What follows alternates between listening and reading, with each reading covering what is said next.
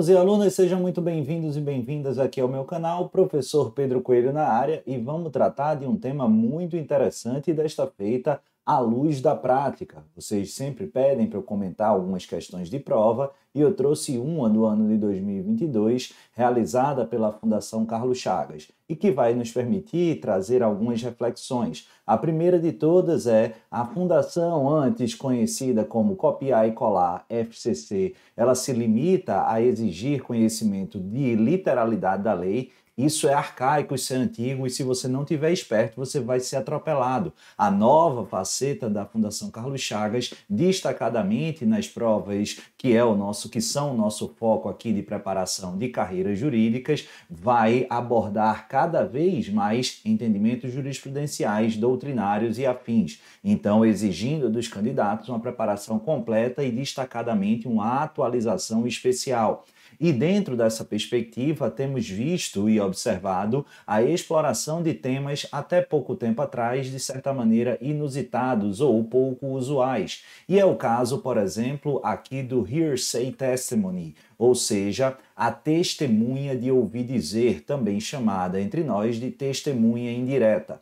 Pedro, nunca ouvi falar disso, ou até já ouvi falar disso em relação ao tribunal do júri. Como é que isso pode ou vem sendo cobrado? É exatamente isso que a gente vai tratar no vídeo de hoje. Antes, deixa eu só te pedir para deixar um joinha e, claro, se você gosta do nosso conteúdo, indica para seus amigos, amigas, colegas e colegas e, naturalmente, não deixa de se inscrever você mesmo. E aí é só clicar no botãozinho, acionar o sininho, porque sempre que eu trouxer conteúdo novo, você vai ser devidamente notificado.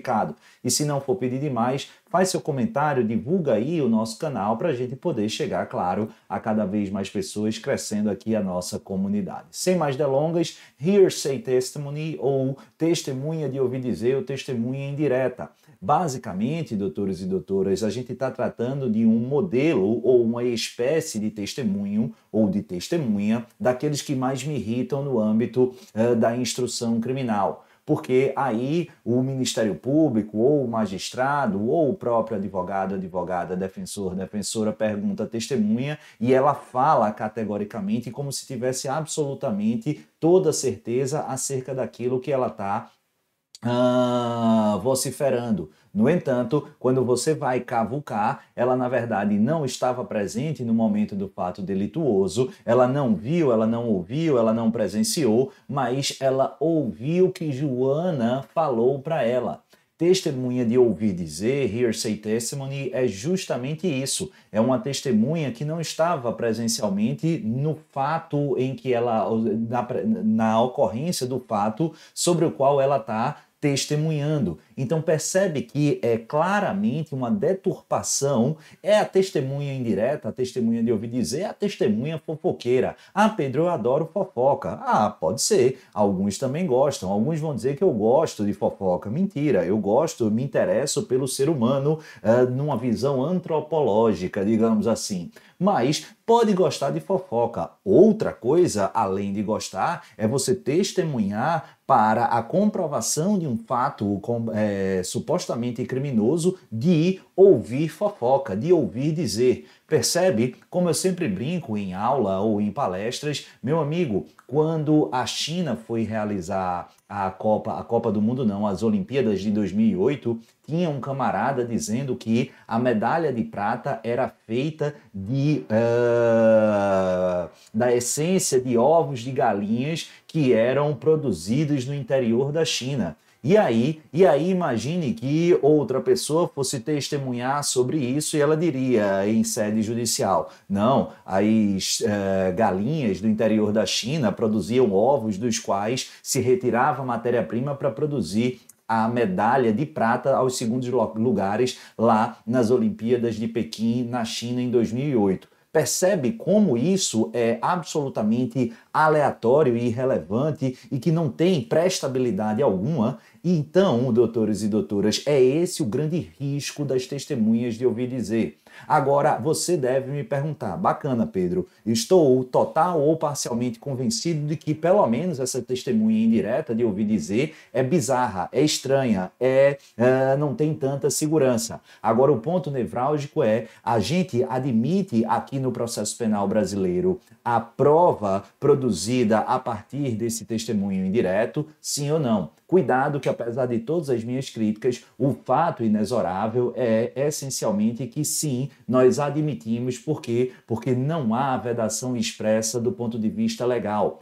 Encontramos até no âmbito doutrinário parte de correntes sustentando a incompatibilidade. Por todos eu cito a crítica mais firme do professor Antônio Gomes Magalhães Filho. No entanto, isso é absolutamente minoritário. Admite-se aqui, ao reverso do que ocorre em alguns outros países, que expressamente refutam a hearsay testimony, a testemunha de ouvir dizer, a testemunha indireta do seu ordenamento, o Brasil tolera.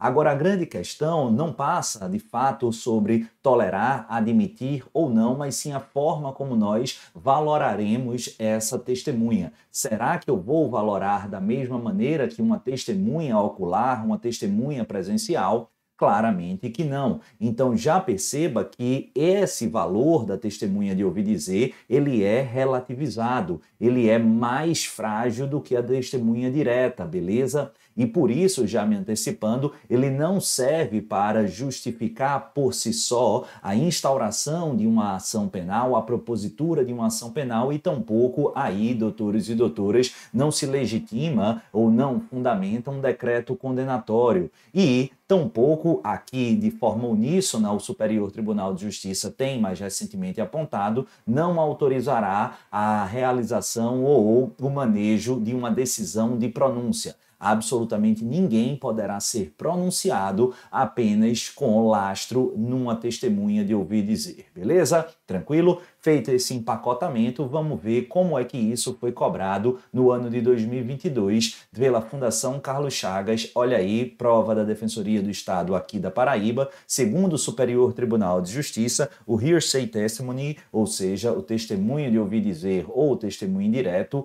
é prova assertiva A, é válida, mas não possui por si só a segurança necessária a comprovar a ocorrência de nenhum elemento do crime. Então veja, de acordo com tudo que eu já expliquei, aparentemente essa assertiva A está correta. Eu quero a correta, eu já marcaria ela. Claro, na hora da prova, não sejamos assodados. Eu já destaco ela, mas vamos tentar olhar as outras para refutar ou ver se tem alguma parecida, se eu não estou escorregando aqui em alguma casquinha de banana. De toda sorte, arregimentando essa posição e dando ênfase à probabilidade de que essa é a assertiva correta, eu trago à baila um julgado do ano passado de 2023, oriundo lá do estado de Sergipe, que vai ser nesse mesmo sentido. O depoimento testemunhal indireto não possui capacidade necessária para sustentar uma acusação e justificar a instauração do processo, sendo imprescindível a presença de outros elementos probatórios substanciais. Não há previsão legal específica da testemunha de ouvir dizer, vez que não há distinção entre testemunhas diretas e indiretas. Ao contrário, a nossa lei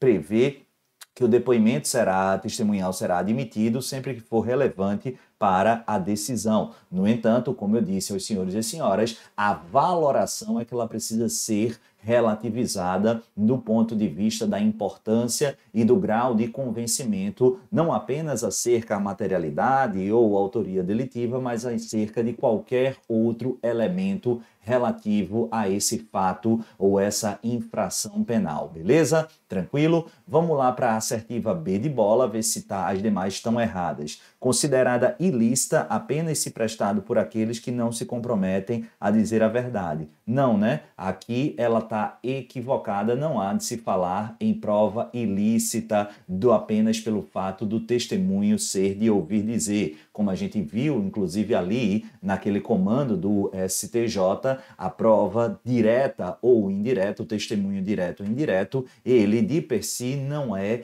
ilícito e sim admitido. A grande questão não é a sua validade, mas a sua valoração e o grau de persuasão do julgador. Beleza? Tranquilo? Vamos daí, avançar para a próxima. B de bola a gente já viu. C de casa, ilícita, portanto inadmissível, devendo ser desentranhada dos autos. Errado, a gente já viu, prova lícita, né? Em princípio. D de dado, diz sim, é prova lícita e com fundamento na equidade, tem valor equivalente aos testemunhos presenciais ou diretos. A gente já viu negativamente, ou seja, essa também está errada. E, por fim, proveniente da common law, sem aplicabilidade no processo penal brasileiro. Sim, ela advém originariamente do sistema de common law, mas aqui, doutores e doutoras, ao reverso do que estabelece a assertiva, ela tem sim aplicabilidade e legitimidade no âmbito do nosso processo penal. Beleza? Bacana? E aí, gostaram dessa sistemática de comentários de questões práticas